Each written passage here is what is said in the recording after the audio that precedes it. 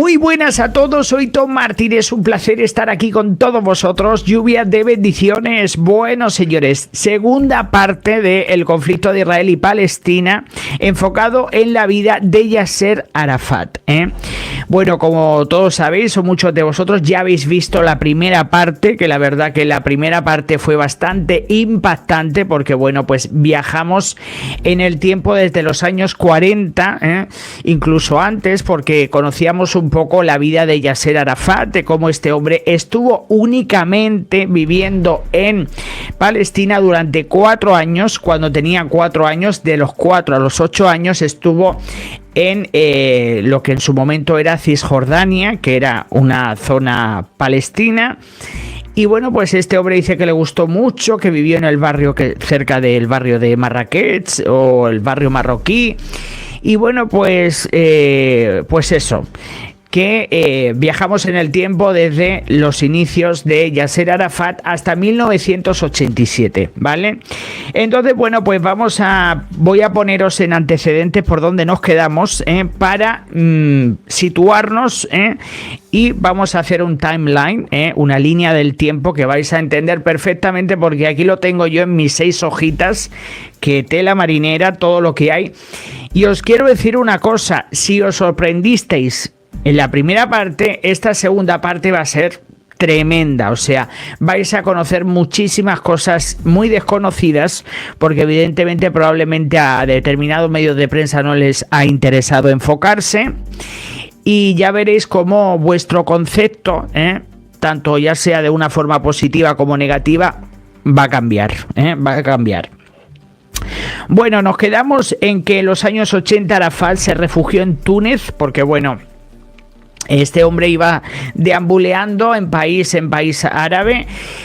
Y bueno, pues en los años 80, pues Túnez le abrió las puertas, porque había muchos países árabes que no querían recibirlo, porque traía muchos problemas por los enfrentamientos con los israelíes, porque bueno, Yasser Arafat viajaba con su milicia, y bueno, pues este hombre de alguna forma u otra, pues donde llegaba, pues traía polémica. Por lo tanto, cada vez eran más los países árabes que no querían saber nada de él.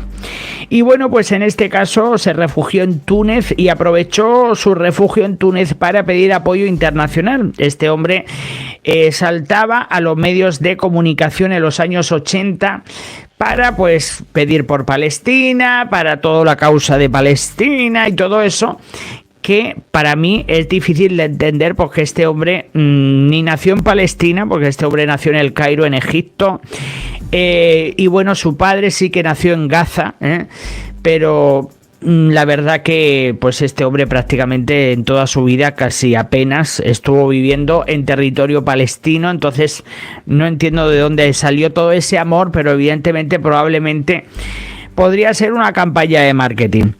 Y bueno, pues en este caso los árabes apoyaban desde la distancia a Arafat.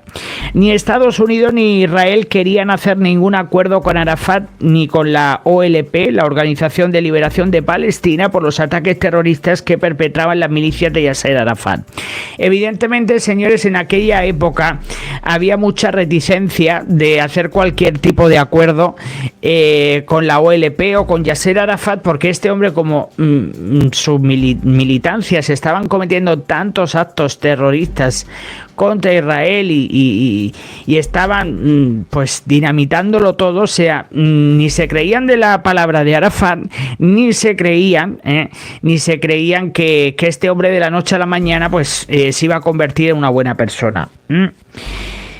Y bueno, pues como decía, no puedes reunirte con una organización que está siempre a punto de sembrar el pánico.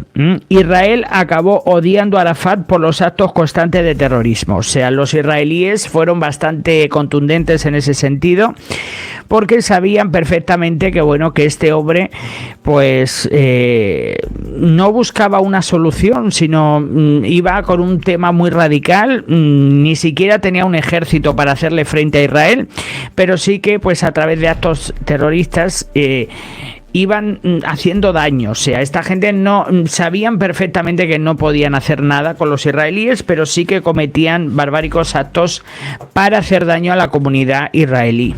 Por lo tanto, si te están cometiendo atrocidades, pues evidentemente tú no quieres reunirte con esta gente. Bueno, pues a finales de 1987, la revuelta palestina, que fue la primera intifada, lo cambió todo. Grupos no armados de jóvenes palestinos en territorios ocupados en Gaza, Jerusalén y Cisjordania generaron disturbios en contra de las fuerzas israelíes. Bueno, a partir de 1987, comienzan los primeros cambios, o sea que es la intifada, esa intifada de la que tanto se ha hablado a lo largo de la historia, que fue el primer levantamiento del pueblo palestino contra Israel, y bueno, pues de ahí salieron los de Hamás, porque Hamás informalmente se constituyó en 1987 y en 1988 ya tenían como una organización, como unos escritos ya más o menos como una dirección, ¿no? Una dirección. Y bueno, pues los jóvenes lanzaban piedras a soldados israelíes mostrando las dos caras de Palestina. O sea, por un lado nos encontrábamos con un pueblo que no tenía armamento, que estaba prácticamente indefenso en ese sentido, pero por otro lado teníamos a Arafat, que estaba en el exilio y que estaba brutalmente atacando al pueblo israelí. Y bueno, pues a pesar de que Arafat no fue el impulsor de la intifada, de esa primera intifada de 1987 contra los israelíes, pues se aprovecharon para sacar provecho de la situación. Este hombre, que era un oportunista y que sabía muy bien calcular los tiempos, Arafat invirtió mucho dinero en Cisjordania y en la Franja de Gaza para ganarse a los palestinos que iniciaron la intifada.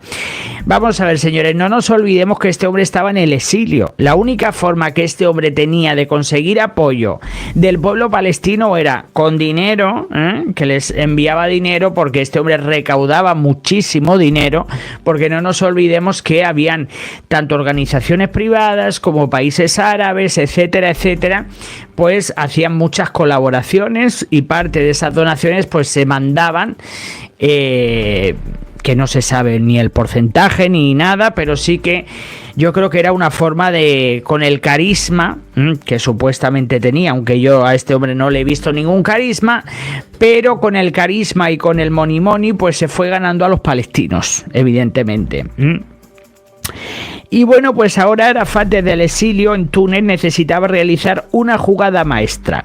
Por un lado, buscaba un acercamiento con Israel y los Estados Unidos, incluso estaba dispuesto a finales de los 80 a reconocer el Estado de Israel, pero tenía miedo de perder a realizar este movimiento. O sea que este hombre tenía un mar de dudas. Bueno, no un mar de dudas, pero sí que tenía que hacer una jugada bastante buena. ¿Por qué?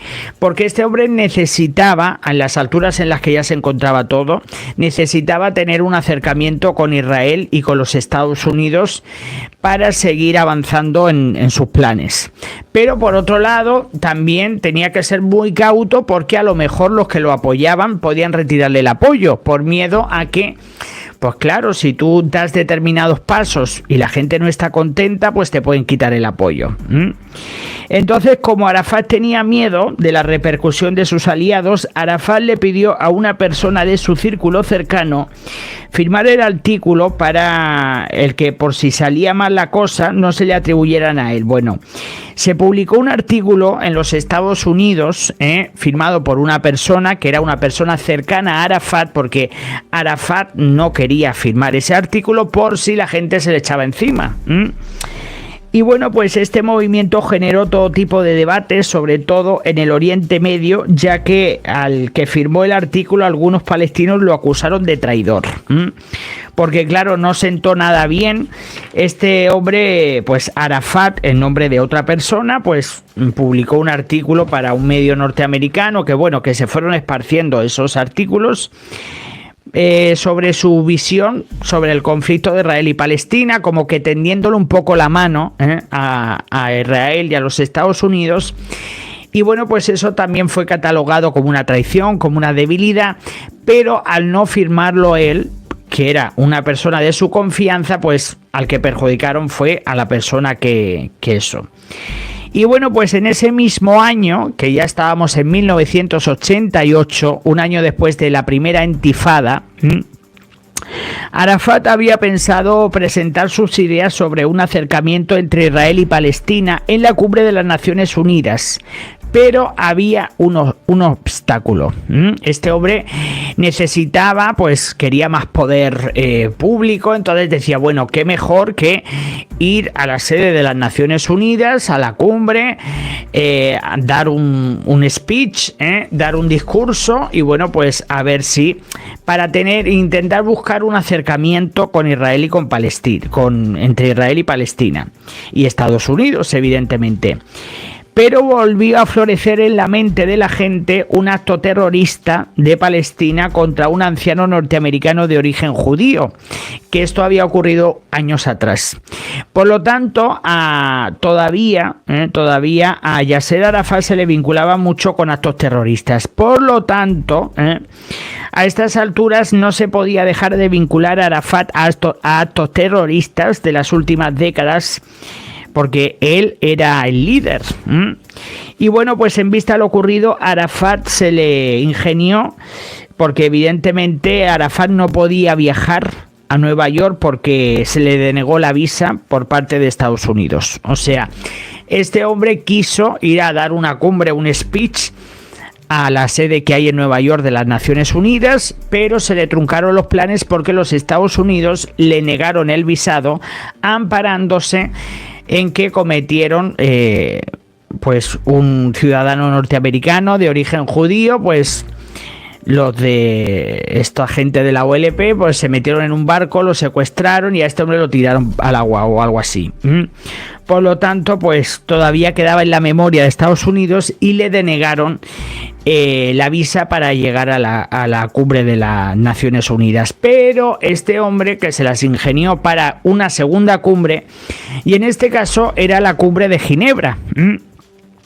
En vista de lo ocurrido, Arafat se le ingenió para que se celebrara en Ginebra una sesión especial de la ONU para dar el discurso que muchos querían escuchar.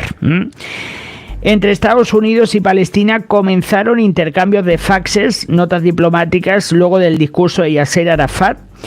Y bueno, pues en ese discurso Arafat trató de satisfacer las exigencias de Estados Unidos, porque a fin de cuentas este hombre buscaba un acercamiento. O sea, este hombre sabía que necesitaba avanzar y que la única forma que tenía de avanzar era buscando un acercamiento, en este caso con los que en su momento consideraba que eran sus enemigos.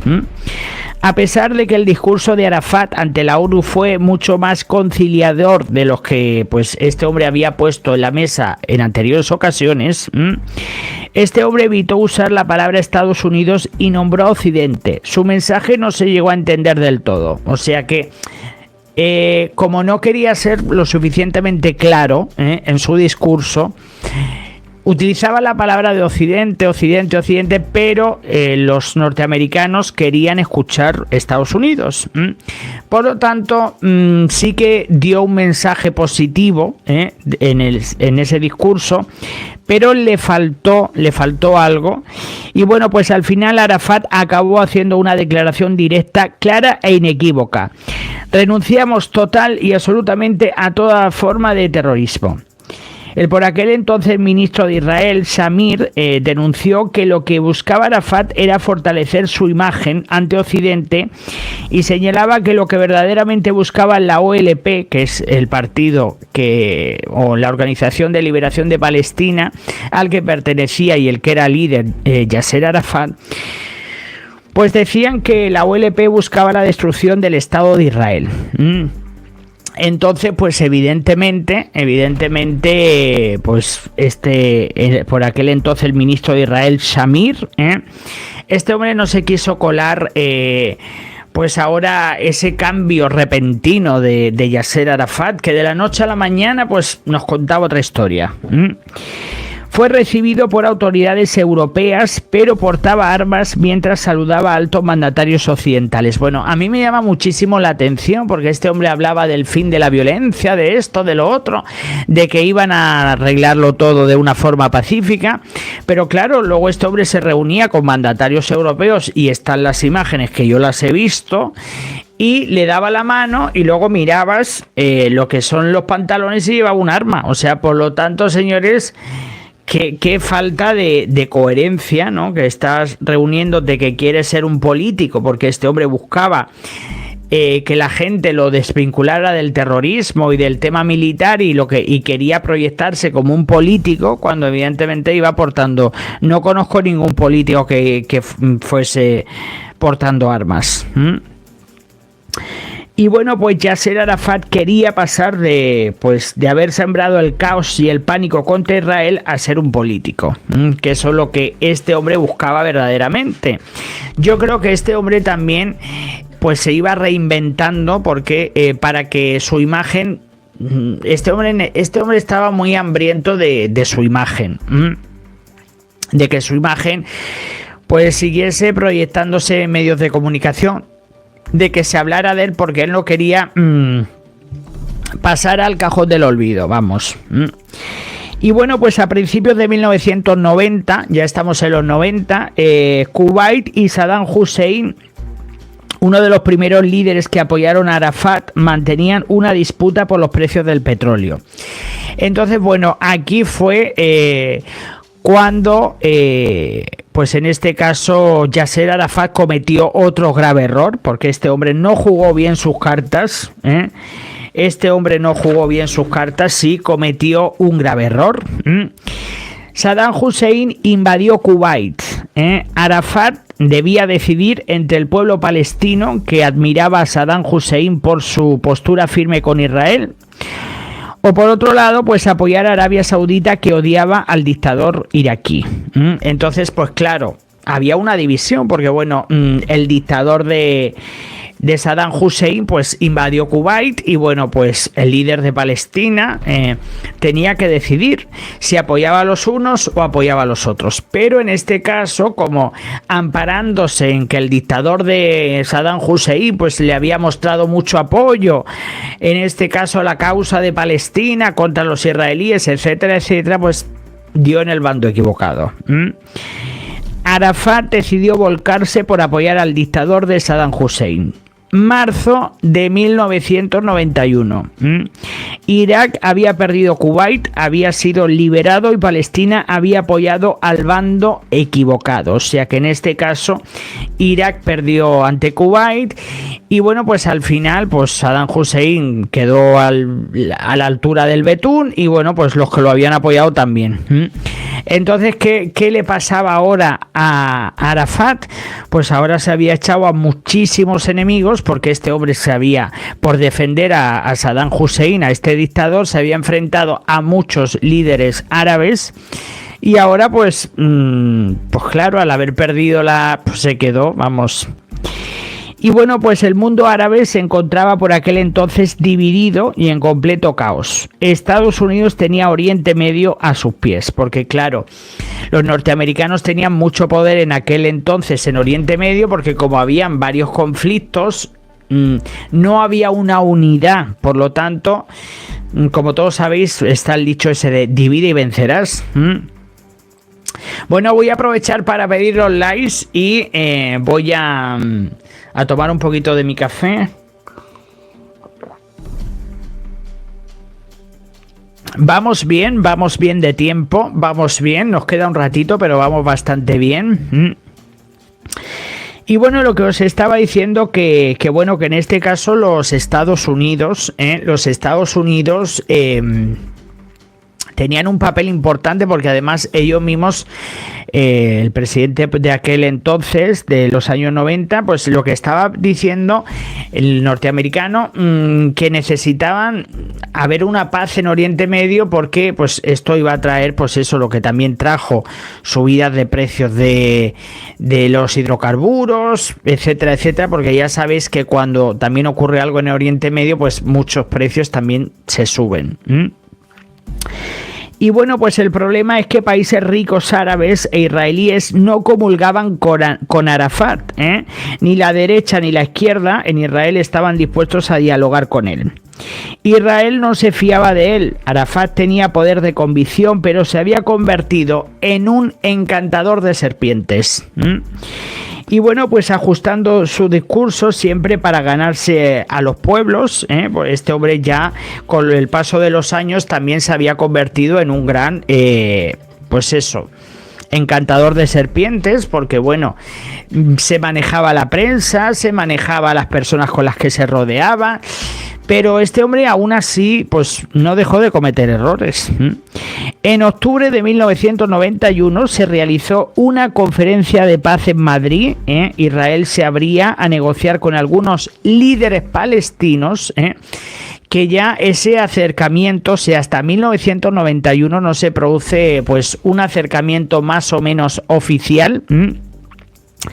Israel había dejado claro que no negociaría con la OLP, que era la organización a la que pertenecía como líder Yasser Arafat. O sea, ellos tenían sus límites y sabían perfectamente hasta dónde iban a llegar y hasta dónde no iban a llegar. Por aquel entonces, en 1991, Arafat estaba aislado. Israel se negaba a negociar directamente con él y por otro lado muchos países árabes lo repudiaban por haber apoyado a Saddam Hussein. Bueno, en ese momento, en 1991, Yasser Arafat estaba políticamente, militarmente, o sea, estaba de perfil bajo. Este hombre estaba de perfil bajo porque había dado un paso para apoyar a Saddam Hussein y había perdido el apoyo de muchos países árabes. Luego los israelíes, tanto la izquierda como la derecha, se negaban a negociar con él porque lo consideraban como un terrorista. Pero sí que Israel sí que se abrió a negociar con determinados líderes palestinos que consideraba que bueno, que más o menos tenían un discurso un poquito más de alguna forma u otra más convencional o más moderado. Y bueno, pues Arafat se estaba quedando sin dinero y sin influencia. Este hombre gobernaba a los palestinos gracias al carisma y al dinero, pero sin eso este hombre no tenía absolutamente nada que hacer, porque evidentemente sus amiguitos los árabes, conforme tú ya te vas desvinculando de esta gente, poco a poco te van retirando el apoyo y a la misma vez que te retiran el apoyo también te retiran el money. Y bueno, pues poco después Arafat sufre un accidente de avión y sus colegas, como el dictador Gaddafi, salió en su apoyo. Yo creo que lo que también le revivió un poco a este hombre fue ese accidente, porque bueno, la gente ya empezó a pensar sobre él, qué iba a pasar, si sobre todo los palestinos empezaron a pensar que qué iba a ser de la OLP, la organización esta de liberación de Palestina, porque claro, solo tenían un líder y qué pasaba si moría. Empezaron ya a plantearse qué sería la vida de este hombre si caía en un enfrentamiento, o se le caía un avión o cualquier cosa de esas. Y bueno, pues en aquel momento la OLP decidió que debía de haber un segundo líder por si le ocurría algo a Arafat y la organización se quedaba coja, ¿no? En 1992, un gobierno laborista, que bueno, en el 92 yo creo que fue la resurrección, la resurrección de Arafat, porque bueno, pues el gobierno que había anterior de Israel no quería saber nada de Arafat, pero este gobierno laborista del ministro, este hombre es el primer ministro, se llama Rabel, ¿cómo se llamaba? Esperaros que lo tengo aquí. A ver un segundo.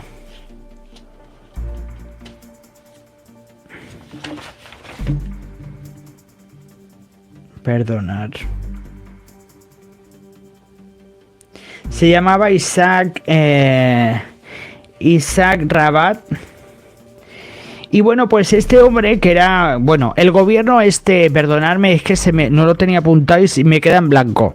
Bueno, en 1992 un gobierno laborista que asumió el papel en Israel, había un cambio de modelo de gobierno en Israel en 1992 y bueno, pues en este caso, a pesar de que el primer ministro fue militar y había luchado contra los palestinos, consideró que había que aprovecharse de negociar con Yasser Arafat. ¿Por qué? ¿Por qué los israelíes de la noche a la mañana cambian la historia y dicen, ahora nos interesa? Vamos a ver. Como figura pública, Yasser Arafat estaba muy debilitado porque había perdido el apoyo de los árabes, ya no tenía tanta trascendencia internacional. Este hombre estaba desesperado por llegar a algún acuerdo con Israel porque él ya estaba en que si no se involucraba más en la política ya iba a desaparecer. Por lo tanto, fue el último halo que le quedaba a este hombre dentro de la política. A ver, un segundo que tengo esto.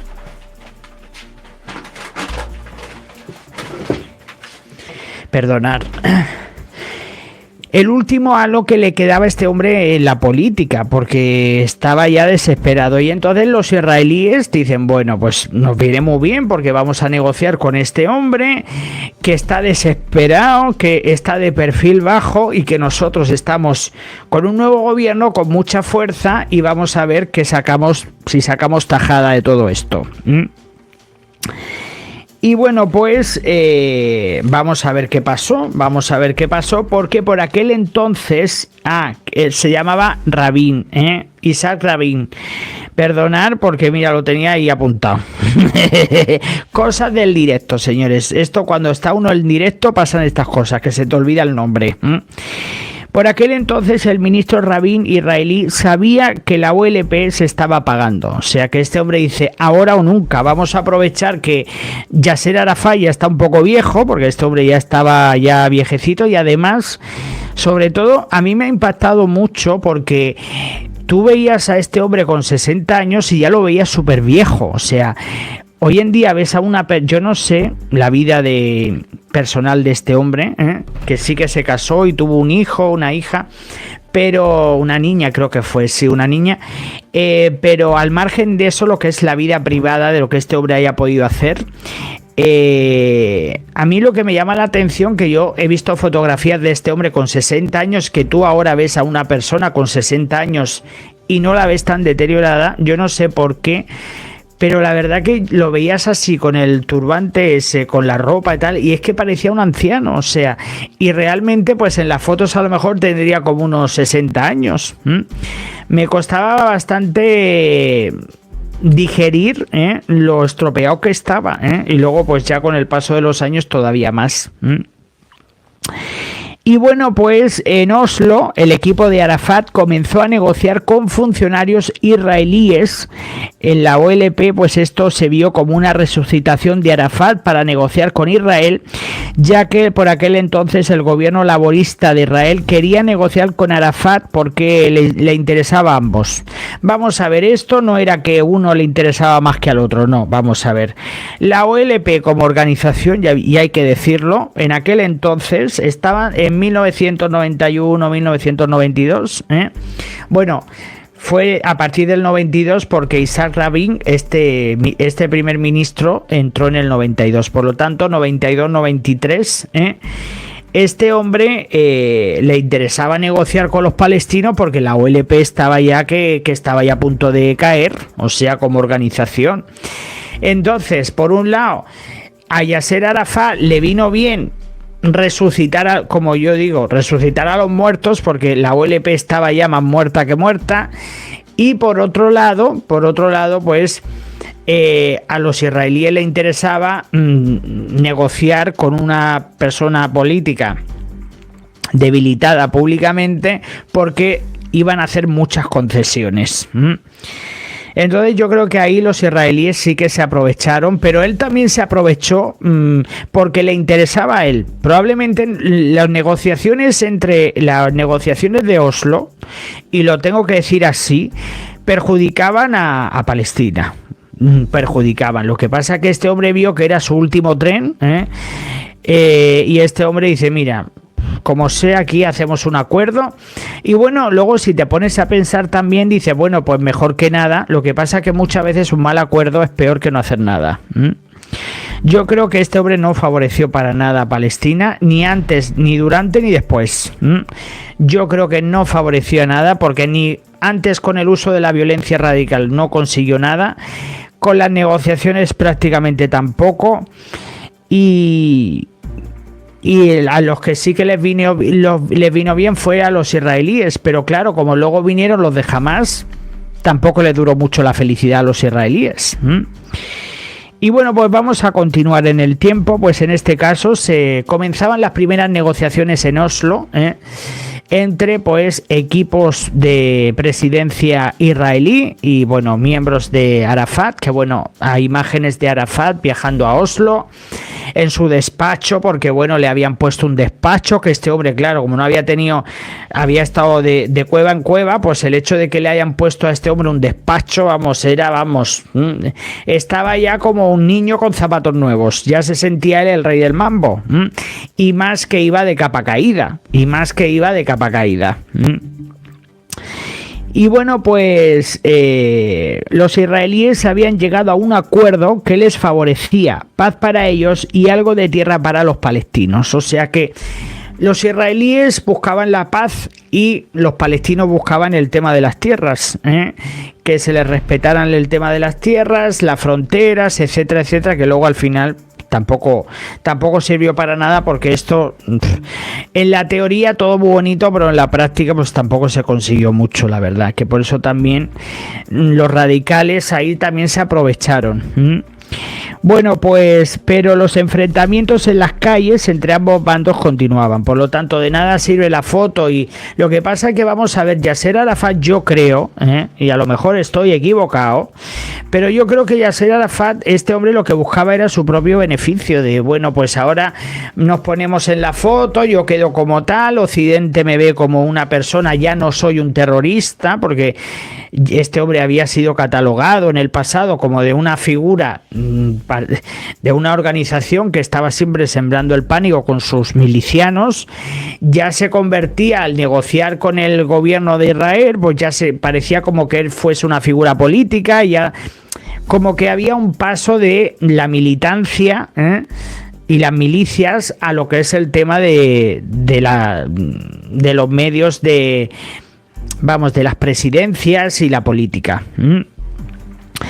Y bueno, pues una de ellas, una de esos acuerdos, era el creciente poder de Hamás, un movimiento islamista que deseaba tener bajo dominio musulmán a Israel y a Palestina. O sea, no nos olvidemos que ahí fue ya ese resurgimiento.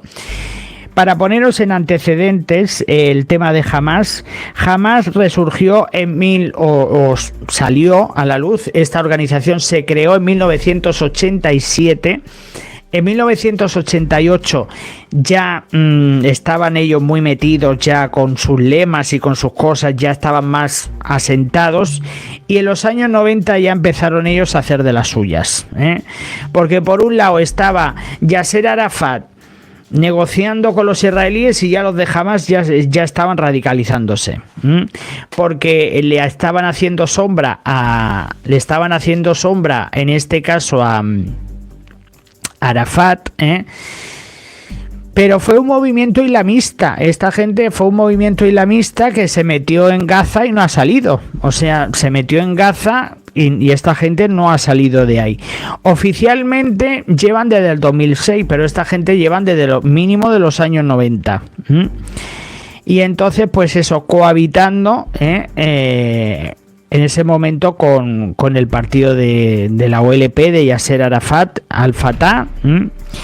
Y bueno, pues Hamás no era controlado por Arafat. Pese a todos, muchos palestinos seguían apoyando a Arafat, y los israelíes veían a Arafat como el hombre ideal con quien negociar.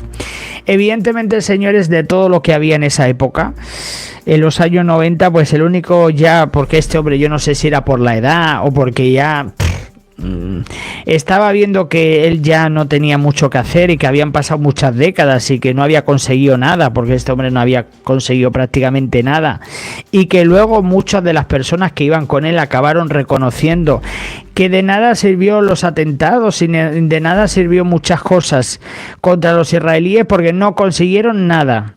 Nada de lo que tal, o sea, hubiera sido más fácil. Lo que pasa que para tener el apoyo de la gente pues tenían que tener posturas muy radicales y muy extremistas para despertar a la gente.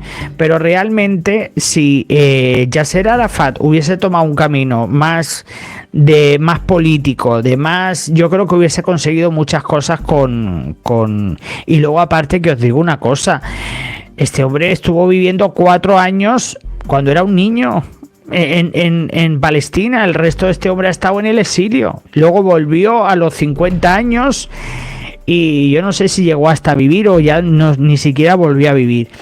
O sea que es que este hombre, yo no sé cómo a este hombre lo ven como a un líder palestino, cuando este hombre ni siquiera es como si yo ahora mismo estoy el líder de Ucrania, me pongo la bandera, me pongo un turbante, me pongo tal, y luego no he pisado un pie en Ucrania.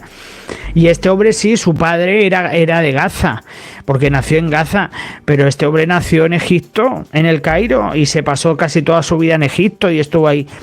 Por lo tanto, señores, y bueno, él dice que vivió 4 años cuando tenía, porque me imagino que tendría que contar alguna historia, porque si no, claro, si tú le dices, ay, ¿cuántos años lleva viviendo en Palestina? Pues tendría que decir, pues sí, estuvo una temporada, porque claro, tú no puedes querer tanto a un país que ni siquiera has estado.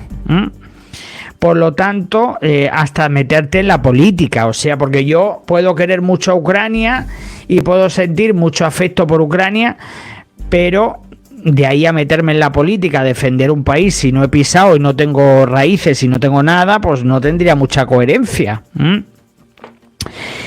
Y bueno, pues jamás no era controlado por Arafat, pese a todo, pues eso, que como os estoy diciendo, por aquel momento Israel necesitaba llegar a un acuerdo con Arafat, mejor que dejar las cosas como estaban para mejorar la estabilidad de ambos estados. O sea, evidentemente los israelíes querían, pues, aunque sea un acuerdo, pero vamos, que sabían, porque ya estaban viendo a este hombre que estaba desesperado y que necesitaban a toda costa hacer un acuerdo, porque Arafat era el último tren que le quedaba. O sea, este hombre necesitaba hacer un acuerdo para revivir públicamente, porque ya la gente no se acordaba de él.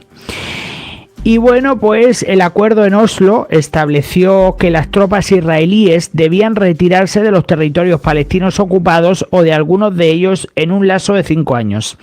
Vamos a ver, los acuerdos de Oslo, esto es como el que se va de borrachera y dices, ¿qué pasó ayer?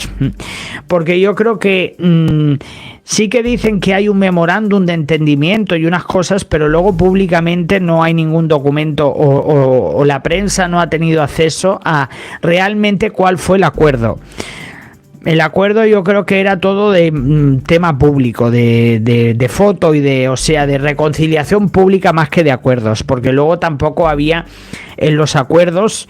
Se hablaba de cosas muy genéricas, entonces no había nada concreto en ese acuerdo. O sea, por ejemplo, de sacar las tropas de Israel a 5 años, como diciendo, bueno, a 5 años, por decir algo, ¿no? Pero estaba claro que no había un acuerdo. Los israelíes querían un acuerdo, pero no tenían un acuerdo muy sellado. Era más propaganda y más como que había un entendimiento entre ambas partes. Y bueno, pues el acuerdo no fue muy claro, pero acto seguido el actual presidente Bill Clinton invitó a ambas partes a Washington a firmar el acuerdo en los jardines de la Casa Blanca. Y bueno, pues Rabin, el israelí, el primer ministro Rabin, viajó a los Estados Unidos sin mucho ánimo, o sea, porque es que vamos a ver, señores, los israelíes tampoco se beneficiaban de mucho, o sea, porque lo único que se beneficiaban los israelíes era que los palestinos le habían prometido que no les iban a atacar. Eso era prácticamente el acuerdo que habían llegado. Luego los palestinos, el acuerdo que supuestamente se beneficiaban era porque les habían prometido que iban a quitar los asentamientos, iban a respetar los territorios, etcétera, etcétera. O sea que era todo como diciendo, pues si eso lo hacemos o si tal, pero que no se veía una cosa así tan... Yo la verdad que luego ya con el tiempo te das cuenta de que esos acuerdos, con perdón, eran unos acuerdos envenenados, que beneficiaban pues de cara públicamente, pero luego de ahí no había nada. Y bueno, pues muchos palestinos radicales y miembros de la OLP estaban horrorizados por las concesiones que había hecho Yasser Arafat el 13 de septiembre del 93, que fue cuando se produjeron estos acuerdos en los jardines de la Casa Blanca. Y bueno, pues el acuerdo de Oslo fue cerrado por un lado israelí fuerte y por el otro lado palestino débil. O sea, los palestinos estaban que desesperados. Este hombre... Arafat no tenía mucho ya que hacer. Este hombre se había dado cuenta de que ya era demasiado tarde. Y bueno, pues para muchos palestinos sintieron que no se beneficiaban en nada, solo favorecía la imagen de Arafat. Muchos palestinos buscaban volver a la Palestina de los 40. Y bueno, pues en ese acuerdo del 93, Arafat reconocía a Israel, Israel reconocía a Palestina, y bueno, pues era como un reconocimiento mutuo, pero que bueno, que Israel siempre ha reconocido a Palestina. Han sido los palestinos los que no han querido reconocer a Israel porque decían que estaban en su territorio. El problema de todo esto, y es lo que yo quiero resaltar, quiero hacer un inciso, un alto en el camino. Vamos a ver, lo que querían los israelíes, lo que querían los palestinos, o la mayoría de ellos, era algo que no iba a pasar. O sea, esta gente estaban luchando a contracorriente, porque ellos lo que querían era expulsar a los israelíes, y eso ya no iba a pasar. O sea, tenían que adaptarse a la nueva realidad, a la realidad de la creación del Estado de Israel de 1948. Entonces, claro, tú lo que no puedes hacer es negar y negar y negar y negar, y entonces así no avanzas, porque tienes que darte cuenta de que Israel ya tenía su Estado, tenía sus cosas, habían pasado ya muchas décadas. Lo que pasa es que los palestinos soñaban con volver a los tiempos palestinos, y esta gente no querían acuerdos ya de 2 estados, una Palestina, 2 estados. Eso no lo querían. O sea, esta gente lo que quería era una Palestina, un estado. Y eso ya no iba a pasar nunca. Por lo tanto, por más que hicieran los israelíes, no iban a conseguir tener un acercamiento con los palestinos, porque la mayoría o gran parte, sobre todo los radicales, iban buscando el levantamiento y pues echar a los israelíes, pero es que eso no se iba a producir ya. Por lo tanto, y bueno, pues se decía que a pesar del acuerdo, Israel continuaba construyendo asentamientos en territorio palestino. Y bueno, pues en 1994, sorpresivamente, después de más de 50 años, Israel llega a Israel. Yasser Arafat llegaba a Palestina, o sea, lo levantaban en peso como si fuera un líder, como tal. Yo la verdad que es que yo cuando he visto las imágenes, es que... con perdón, es que te dan ganas de vomitar. O sea, vamos a ver, ¿cómo tú puedes ser líder de Palestina cuando llevas 50 años sin haberla pisado? O sea, es que ni por error ni por casualidad, teniendo él un séquito de personas, que este hombre podía haberse afincado en algún sitio. Y bueno, yo creo que también por un lado también temía un poco por su vida, pero es que este hombre podía haber temido por su vida en cualquier sitio, porque este hombre estuvo en varios supuestos atentados y no murió de casualidad. Porque como él también hacía de las suyas, pues también había gente que se vengaba contra él. Y bueno, pues nos sorprendía mucho que en 1994, pues este hombre, sin avisar y sin nada, pues se presentó en Palestina. Yo creo que era un momento bastante sorpresivo, era bastante... A ver, un segundo.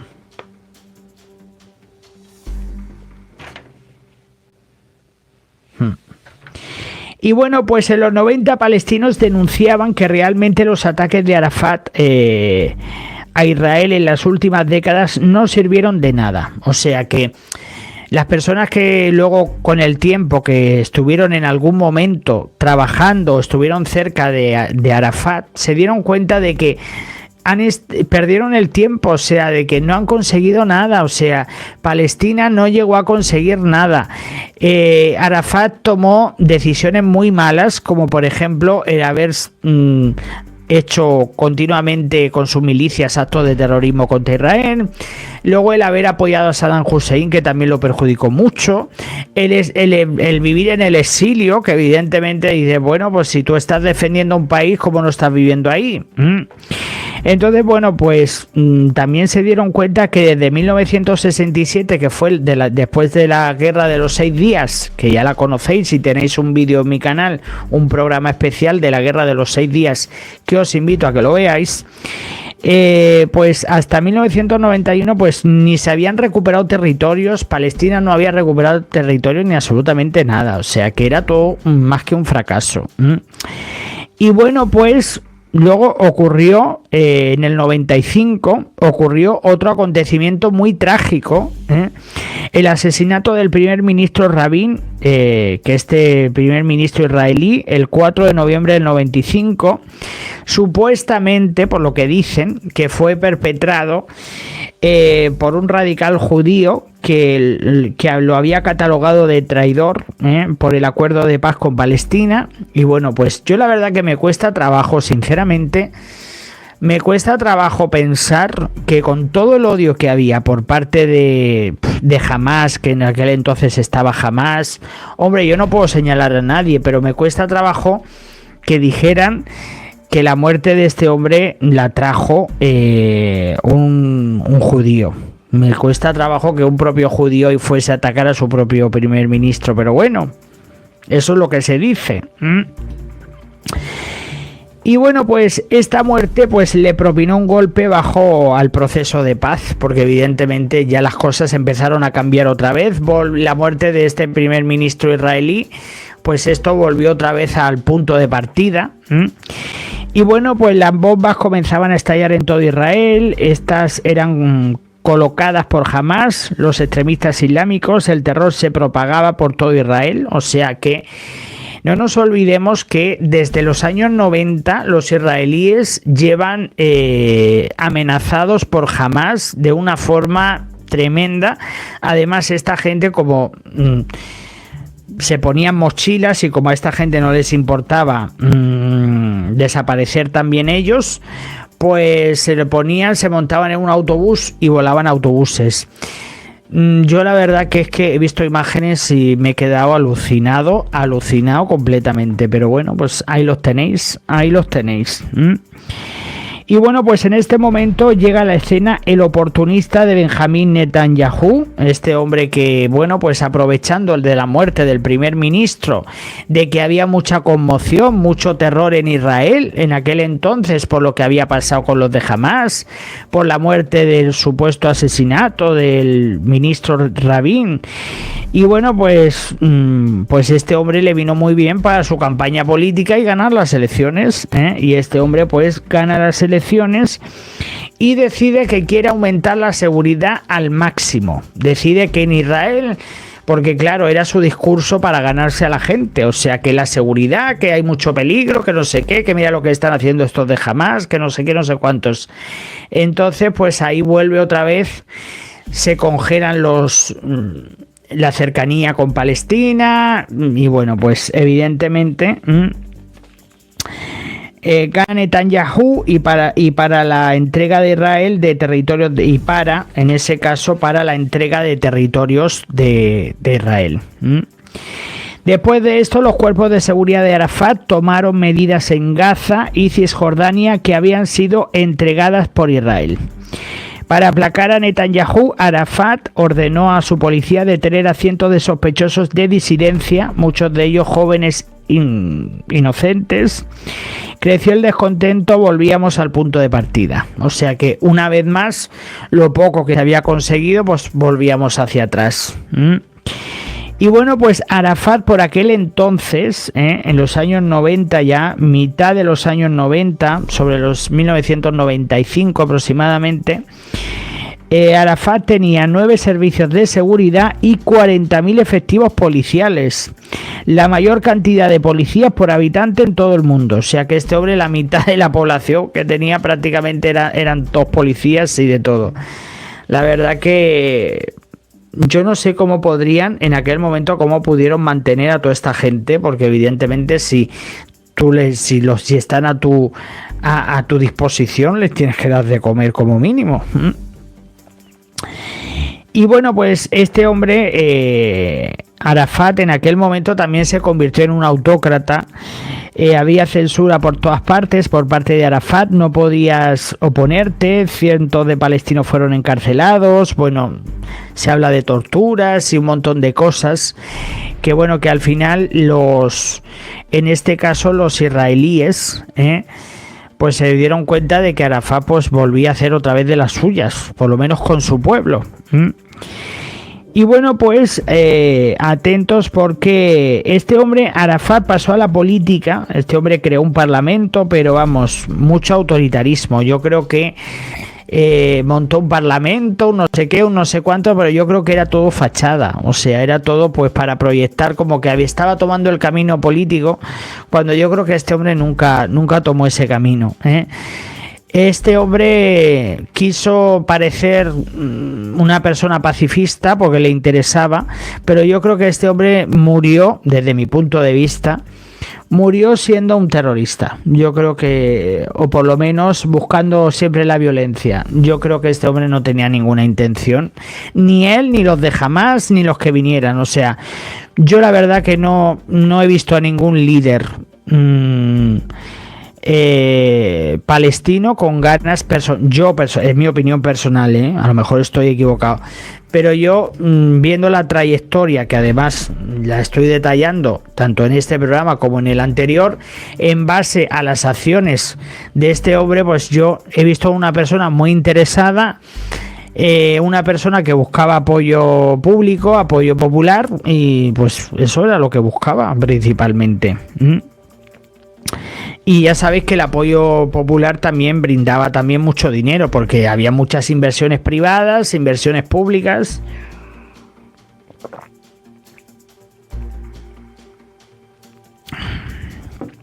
Y bueno, pues a finales de 1998, Bill Clinton visitó Gaza y se reunió con Arafat en la visita oficial. O sea, a mí la verdad que me impactó. ¿Quién iba a pensar? Porque bueno, Gaza ahora no, bueno, en el año 98 no tiene.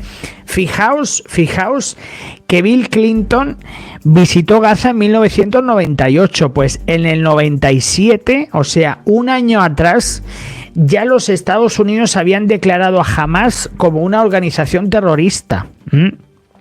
O sea, Bill Clinton viajó a Gaza, pero un año antes fueron los primeros, los Estados Unidos, que decidieron catalogar a los de Hamás, que fueron los que los jalaron enseguida. No nos hemos equivocado. Y bueno, pues Palestina tendría que renunciar a la violencia, habría que reformar la OLP y habría que respetar a sus vecinos el Estado de Israel. Pues esa era parte del mensaje que retransmitía Bill Clinton a su llegada a Gaza. Él les estaba diciendo, bueno, ustedes han aceptado que van a respetar a sus vecinos, que hay que compartir territorios, que hay que dejar la violencia, que hay que tal y hay que cual. Entonces, este hombre, lo que pasa que, bueno, pues los últimos 40 años de Yasser Arafat, pues un manipulador, un revolucionario, ha mantenido este movimiento relativamente unido, aunque no en total control, y bueno, pues su mayor logro fue aceptar la realidad. Yo creo que este hombre ya en sus últimos años se dio cuenta que no tenía nada que hacer, y aceptar lo que le ofrecía Israel, pero al final todo se quedó en nada. No fue ejemplo de democracia ni ejemplo de gobierno responsable tampoco. O sea que este hombre no fue, hasta en sus últimos días, no fue, desde mi punto de vista, no fue una persona democrática para nada.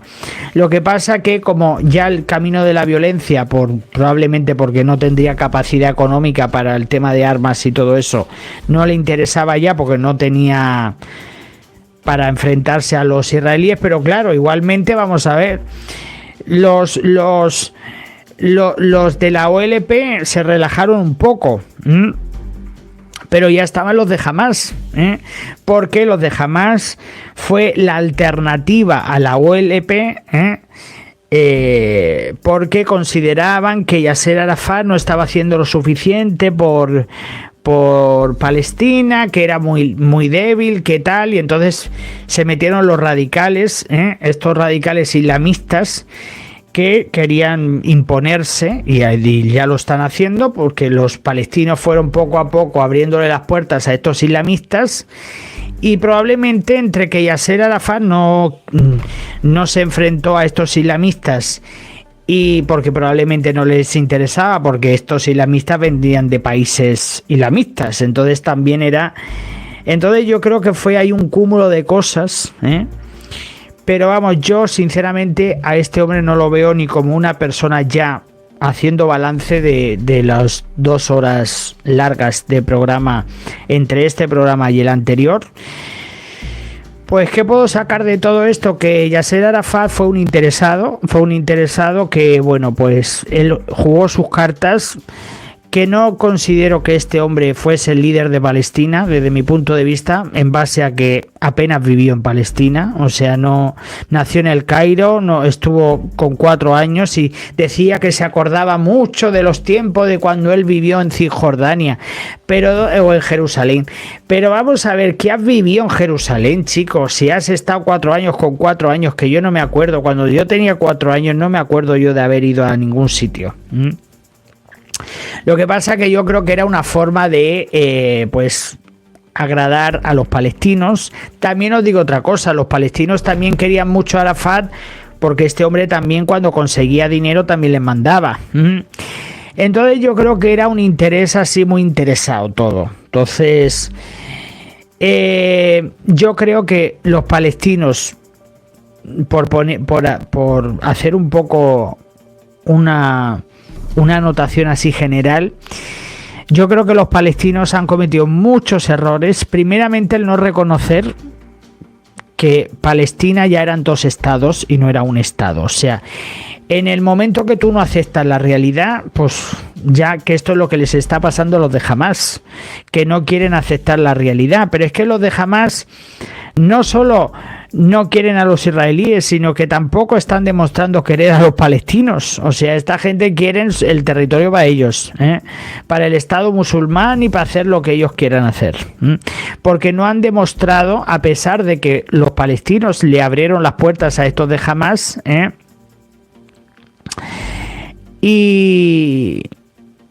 y este hombre hizo el acuerdo de Oslo, era el último tren que le quedaba a Arafat, porque la OLP, la organización que él lideraba, estaba ya obsoleta, o sea, y estamos hablando de los años 90, mediados de los 90. Este hombre ya murió en el 2004, o sea que tampoco pasó, a los pocos años después él ya murió en el 2004, que no vamos a entrar en eso, que eso podríamos entrar, porque supuestamente dicen que alguien lo envenenó o no sé, eso es lo que se escucha, pero yo ni siquiera ni he investigado ni sé nada. Eso es desde que yo soy joven, es lo que yo he escuchado siempre, que alguien lo envenenó o algo de eso. Pero bueno, este hombre ya estaba ya más viejo que era más viejo que las pirámides de Egipto, por lo tanto este hombre se moriría de algo, por la vejez, pero bueno, que dicen que lo envenenaron, no sé. Y luego al final yo creo que los propios palestinos pues tampoco le tenían mucho aprecio con el tiempo, porque sí que también se convirtió en un autócrata, cuando entró Netanyahu. Este hombre también hizo una criba y bueno, pues también perseguía a los propios palestinos y no sé, yo creo que este hombre ha ido a sus intereses. Yo creo que este hombre ha ido a buscar a sus propios intereses y la forma de atacar, yo creo que este hombre atacaba a Israel con sus milicias, años atrás. Yo creo que un poco por ganarse también el apoyo de Palestina. Yo creo que este hombre en su vida ha sido una puesta en escena total. primero por ganarse a los palestinos, luego se quería ganar a los judíos. Lo que pasa que luego, como entraron los de Hamás, pues ya Hamás consiguió más fuerza que los de la OLP, y al final los israelíes los que tuvieron que lidiar eran con los de Hamás. Y entonces, bueno, yo la verdad que este hombre, para mí como líder, si es que alguien lo considera líder, para mí ha sido un pésimo líder. Lo veo más como un interesado, una persona que mira al final apoyando a Saddam Hussein, a otro dictador, y luego al final le quitaron el apoyo, que si este hombre no hubiese hecho eso, probablemente otro gallo le habría cantado. Y bueno, pues hay también muchas incógnitas, muchas cosas que no sabremos, evidentemente, y que otras tampoco se puedan publicar. Por lo tanto, yo la verdad que me he quedado bastante sorprendido, sinceramente, con todo esto, porque me dejan muchas cosas que pensar. Me deja muchas cosas que pensar pues la vida de este hombre y todo lo que ha pasado. Porque mira, los palestinos al final, mira, no han conseguido nada, ni con la OLP, ni con los de Hamás, ni con nada. Porque al final esta gente han ido buscando algo imposible. Han ido buscando algo imposible. ¿Y qué era lo imposible? Pues lo imposible era expulsar a los israelíes. Esta gente lo que buscaba era volver a los tiempos de antes, y eso ya no iba a pasar. Por lo tanto, uno también tiene que adaptarse a las nuevas circunstancias. Y yo creo que ese fue el mayor problema de Israel. De Palestina. Y bueno, señores, no sé si queréis hacerme alguna pregunta, con las personas que estáis. No sé si me queréis hacer alguna pregunta, y si no, pues terminaremos. Yo la verdad, o si queréis dar alguna impresión que os haya parecido, me imagino que habéis visto la primera parte, y si no, os invito a que la veáis cuando tengáis un ratito. ¿Os ha cambiado la imagen de Arafat? ¿Pensáis, era como os esperabais? ¿Pensabais que este hombre era de otra forma? Porque claro, yo cuando este hombre era viejo, yo era joven. Entonces yo lo veía así, yo no lo veía una persona tan mala, porque claro, yo decía, pues si este hombre no puede ser tan malo, si es un viejo ya que no podrá hacer nada. Pero no te creas que este hombre jugaba muy bien sus cartas, y las ganas de acercarse a Estados Unidos, a Israel y todo eso era por interés propio, no ni por los intereses, porque además cuando este hombre cerró el acuerdo el acuerdo de Oslo con Israel, pues también tuvo muchos enemigos,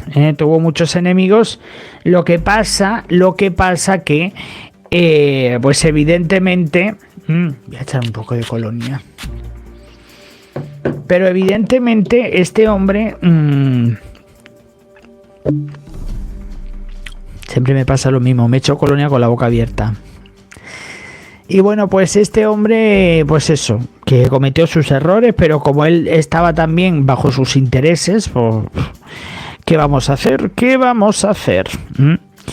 Y bueno, chicos, pues muchísimas gracias a todos, muchas gracias por gracias a todos. Y bueno, vamos a dejar el programa. Voy a leer todos vuestros comentarios cuando pues se suba el directo. Y nada, que muchas gracias a todos y nos vemos en el próximo vídeo. Hasta luego. Adiós.